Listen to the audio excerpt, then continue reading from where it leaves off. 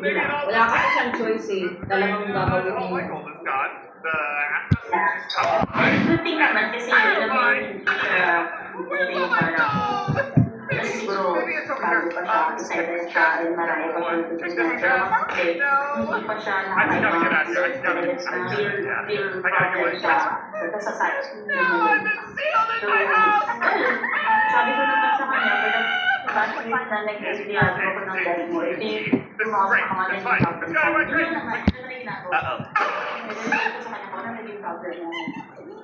Ito yung aalisin niya, parang aalis natin kung At saka, ang ano, dapat isama mo sa kontrata mo sa kanya na kahit na wala ka dyan, basta kunyari sa troubleshooting, magkakaroon ka rin sa kanya ng pakialam. Kasi alam mo, para hindi ka ganun ka-dispensable sa kanila, kailangan pati dahil sa consultancy, kailangan mo lagi silang tatakutin na magkakaroon sila ng unforeseen problems na hindi nila kayang resolve at ikaw lang ang makakasolve.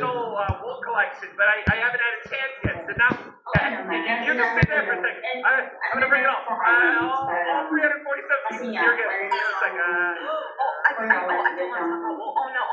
Here we go. I mean, I just